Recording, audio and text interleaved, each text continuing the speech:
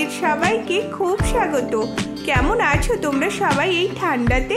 I hope তোমরা সবাই খুব ভালো আছো, সুস্থ আছো। আর সিকিমে এতদিন পরে ফিরে আমার অবস্থা কিন্তু বেশ খারাপ, মানে প্রচণ্ড শীত করছে আমার। অবশ্য ঠান্ডাটাও পড়েছে সেই রকম। সিকিমে ফিরেছি প্রায় 2-3 দিন হলো, কিন্তু আজ হলো সানডে। আজকে সিকিমে আসার পর ফার্স্ট সানডেটা তোমাদের সাথে শেয়ার করব। তোমরা দেখতে থাকো, আশা করছি তোমাদের খুব ভালো লাগবে ব্লগটা।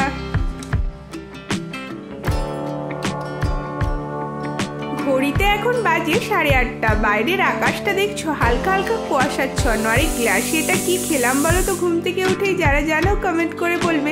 চা নয়, প্রথমেই বলে দিচ্ছি, দেন রেডি হয়ে বেরিয়ে পড়েছিলাম বাজারের উদ্দেশ্যে। শীতকালে ঠান্ডার জন্য আমাদের অনেক সমস্যা হলেও কিন্তু সবজি বেশ ফ্রেশ পাওয়া যায়। আর সিকিমের ক্ষেত্রেও লক্ষ্য করলাম এতদিন পরে এসে সবজির দামটা বেশ কিন্তু সস্তাই হয়েছে বলা যায় এখানকার তুলনায়। দেন সবজি বাজার ছেড়ে চিকেন ছাড়া তো একদমই হবে না সানডে, তাই একটুখানি চিকেন নিলাম, তার সাথে কিন্তু মাছও নিয়েছি। কি মাছ বাড়ি গিয়ে বলবো তোমাদের। বাজার থেকে ফিরেই ঝটপট করে যে কাজটা করতে হবে, কি বলো তো, সকালের পেট পুজোটা তো করা বাকি এখনো। ঘড়িতে তখন হয়ে গিয়েছিল কিন্তু 10টা 10-15 মতো হবে। অবশ্য স্যান্ডউইচ খাওয়াবে এটা আগে থেকেই ঠিক করা ছিল, সেই জন্য বাজারে যাওয়ার আগে সবজি সেদ্ধ, ডিম সেদ্ধ এগুলো করেই বেরিয়েছিলাম। সিটির আওয়াজ তো তোমরা পেয়েইছিলে যখন বাড়ি থেকে বেরোচ্ছিলাম। তো এসে ওই জন্য আর খুব বেশি একটা টাইম লাগলো না। ঝটপট আমি স্যান্ডউইচটা এক করে বানিয়ে নিচ্ছিলাম। তোমাদের কার কার স্যান্ডউইচ খেতে পছন্দ আমাকে কিন্তু বলবে। আমাদের দুজনের তো বেশ ভালো লাগে, আর বিশেষ করে শীতকালে বিনস গাজর দিয়ে খেতে তো আরো বেশি ভালো লাগে। আর সকালে তো বললাম চা খেয়ে আমরা বেরোইনি, তাই শীতকালে চা ছাড়া একদমই সত্যি কিন্তু অসম্পূর্ণ। তাই লিকার চা বানিয়ে নিয়েছিলাম একটু।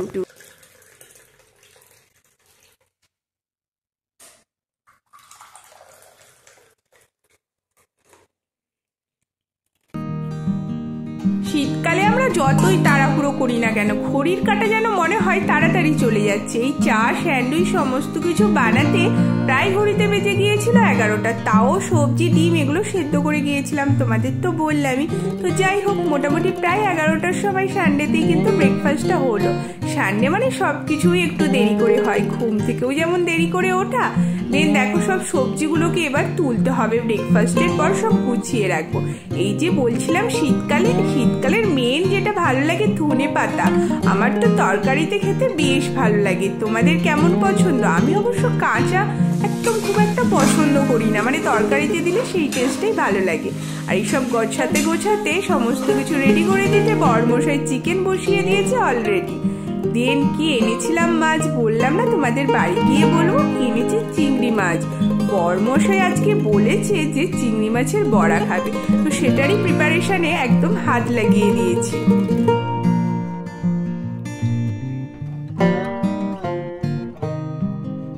বাড়ি থেকে হুট করে এই সিকিমের ঠান্ডার মধ্যে এসে আমার তো বেশ শীত করছে, মানে শীতের পোশাক গায়ে দিলেও যেন শীত আর যাচ্ছে না। অবশ্য সিকিমের ঠান্ডা কি আর আমাদের ওখানকার মতো হবে? ওখানে যতদিন ছিলাম একটা চাদরেই তো পুরো কেটে গেল প্রায় 2 সপ্তাহ 3 সপ্তাহ বলাই যেতে পারে, ঠান্ডায় প্রায় কাটিয়ে এলাম ওখানে। বাট এখানে আসার পর ঠান্ডা পুরো দ্বিগুণ হয়ে গেছে। শীতকালটা এমনিতেই আমার অপছন্দের। আমার মতো কি আছো বলো তো শীতকাল একদম পছন্দ করো না? তবে শীতকালের এত অপছন্দতার মধ্যেও কিন্তু সবজি মাছ খুব ফ্রেশ পাওয়া যায়। আর বিশেষ করে সিকিমের প্রবলেমগুলো তো তোমাদেরকে আগে বলেইছিলাম। এখানে মাছ শিলিগুড়ি থেকে আসে, তাই সবসময় ফ্রেশ মাছ একদমই পাওয়া যায় না। তাই সিকিমে থাকা অবস্থায় মাছ খাওয়াটা আমাদের একটু কমই হয়। তবে কিন্তু চিংড়ি মাছটা মিডিয়াম সাইজের ছিল আজকে, ওই জন্য প্রথমে ছোট ছোট করে 3 থেকে 4 টুকরো করে কেটে নিচ্ছিলাম। বরমশাইয়ের আবার দাঁতে লাগবে এইরকম টাইপের করে কাটতে হবে। ও বললো মিক্সিতেও করলে হয়, কিন্তু মিক্সিতে করলে ওই দাঁতে লাগা ভাবটা কিন্তু হয় না, একদম মিহিভাবে পেস্ট হয়ে যায়। তাই হাতেই ছোট ছোট টুকরো করে নিই। আর পর পেঁয়াজ কুচি, লঙ্কা কুচি, ধনে পাতা কুচি, একটু ওপর থেকে কালো জিরে আর বেসন দিয়ে মাখাচ্ছিলাম। তোমরা চিংড়ি মাছের বড়া বানালে এর মধ্যে আর কি কি অ্যাড করো বা কিছু জিনিস কি এখান থেকে বাদ দাও, সেটা কিন্তু আমাকে জানাবে। তো আমি তো এইরকম ভাবেই বানাই, বেশ খেতে কিন্তু এক কথায় টেস্টি হয়েছিল। আর চিংড়ি মাছের বড়া খেতে আমি তো বেশ ভালোবাসি, আর বরমশাইয়ের কথা তো আর নেই। তোমরা তোমরা কি কি চিংড়ি মাছের বড়া খেতে ভালোবাসো বা চিংড়ি মাছের কোন আইটেমটা খেতে ভালোবাসো কমেন্ট করে আমাকে ঝটপট জানিয়ে দেবে। তো মাখিয়ে রাখার পর আমি কিন্তু স্নানে চলে গিয়েছিলাম। দেন খাওয়ার ঠিক আগের মুহূর্তে গরম গরম ভাজলাম। আর খেতে তো প্রথমেই বললাম দুর্দান্ত হয়েছিল। তার সাথে বানিয়েছিলাম পাঁচমিশালি একটা তরকারি আর চিকেন কষা বরমশাইয়ের হাতে।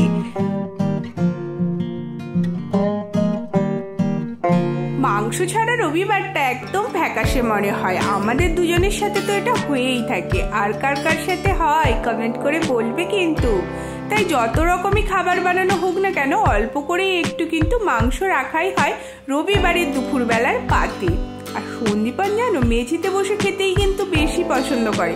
বাট এত ঠান্ডা, তাই যখন বললাম টেবিলে বসে খাবো আজকে একবারেই রাজি হয়ে গেছিল। আসলে ডাইনিং টেবিলটা আমাদের অনেক দিন থেকেই কেনা, সেই রকম ভাবে কিন্তু খাওয়াই হয় না টেবিলে বসে, যেহেতু ও মেঝেতে বসে খেতেই বেশি পছন্দ করে। বাট আমি আজকে বললাম এত ঠান্ডাতে আমি মেঝেতে বসতে একদম পারছি না, তাই দুজনে মিলে টেবিলেই বসলাম। আর জানো একটা কথা বলি, এত ঠান্ডার সম্বন্ধে বলছি, জলের বোতলে জল ফুটিয়ে রেখেছিলাম, সেটা দেখে এমন মনে হচ্ছে যেন ফ্রিজ থেকে এক্ষুনি বোতলটা বার করা হয়েছে। ওই যে সন্দীপনের হাতের বাঁ সাইডে বোতলটা দেখতে পাচ্ছ, ও বলছে এই বোতলটা কোথায় ছিল। পুরো ফ্রিজ থেকে বার করলে যেই রকম পুরো গায়ে সাদা একদম ঠান্ডার মতো জমে যায়, সেই রকম জমে গেছে জলের বোতলটায়।